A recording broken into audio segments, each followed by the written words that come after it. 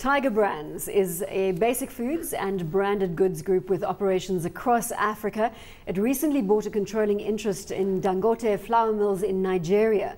It has a market cap of 53 billion rand, a price to earnings ratio of nearly 17 and a dividend yield of 3%. And of course, the Dangote flour mill transaction was a big one. We had a lot of noise around it, and it looks as though that is a hot growth area for the company going forward.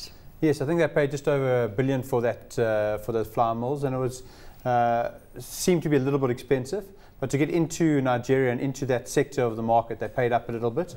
We'll see if that's going to generate revenues for them, but a good purchase for them. And I like Tiger Brands. Well, it looks as though a lot of people in the market like Tiger Brands with that story and that share price graph. Paul? Yeah, look, it's the largest player in our listed environment. It competes on a continent-wide basis with some of the multinationals like Nestle and Unilever. And then, of course, it does compete also with smaller producers in each of those countries. They're well advanced in terms of their sort of branded goods side of thing. That's about half of profits, whereas the basic foodstuffs, which is maize and milling and bread and flour and, mealie meal and all that stuff, is the other half. I don't know though. I mean, the Dangote deal was interesting because Dangote is part of a larger sort of industrial conglomerate up there in Nigeria, and they had quite a job working out what its real numbers were. That's why the deal has got this kind of after element, where if they decide to sort of transfer profits into and out of the venture later, they'll pay a little bit of an achterskot. The deal itself is fine in my opinion because, it's a great growth economy with lots of young people. And we know that's the kind of environment they'd really bitterly wanted to be involved in. Let's chat a bit about Peter Matlare at the helm. Obviously, having come from a media company into the Tiger Brands fold, is he doing a good job? That's the question.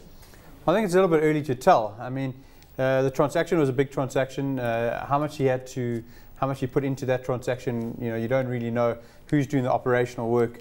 But so far, it looks like he's done a good job, and time will tell. But really, is the asset purchase that in Nigeria going to come off?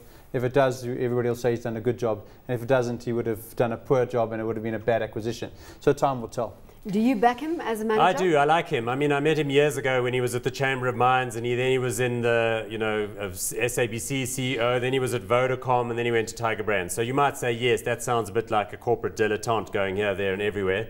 But understand, Tiger had already been built out quite significantly in the old era under Nick Dennis. Done a lot of work in terms of the brand portfolio and so on. Nick left under a bit of a cloud because of the anti-competitive practices of the Western Cape with bread and all of that stuff. That was a pity in a way. But Peter has come in, he's got a good corporate finance head on him. He's very good at the interrelations between, investors, the government, and various external parties. I mean, he's a past master at that kind of glad-handing people. So who you know, not what you know, which is where you're going. Operationally, they've got a lot of people who are very experienced. Phil Rue, the new financial director, Funke Ngodaro, is a Nigerian, so that kind of gives them that. They've got a lot of really experienced people that have run business divisions that have moved up operationally in the business. So I don't worry too much about their management team. I think it's a good mix. Not many people would be deploying new cash into the Tiger Brands story at this level. It is a little bit expensive at these levels, but the growth story is there. They're in the food, they've got very strong brands, they can charge a premium on their brands, and therefore, I still think you have to enter Tiger Brands if you're not in it. Entering at 270 or so? Yeah, I'm happy to be doing that. Look, the PE also sounds a bit high, but there's a little bit of noise with acquisitions and disposals and restructurings and that kind of thing. So you can see it's been bouncing around there and people have been a little bit anxious. But remember, it's 50 billion market cap, so it's big enough to be picked up by the global investment companies. And when they look at these opportunities, they're comparing them to similar companies in Mexico and Latin America, if Brazil. We see a deeper risk off trade, we've seen where the rand has been tracking of late, we could see that flood of money that sits in our industrials, we could see it as quickly as it came in, go out. Yeah, that's true, but the money's got to go somewhere. We know that global investors are looking for African success stories, and they are looking for Africa because it's the only continent left on the planet which has a positive growth rate in terms of its population. So those kinds of investors are the more risk tolerant. So I accept in a meltdown of the market similar to 2008, this one would get hit.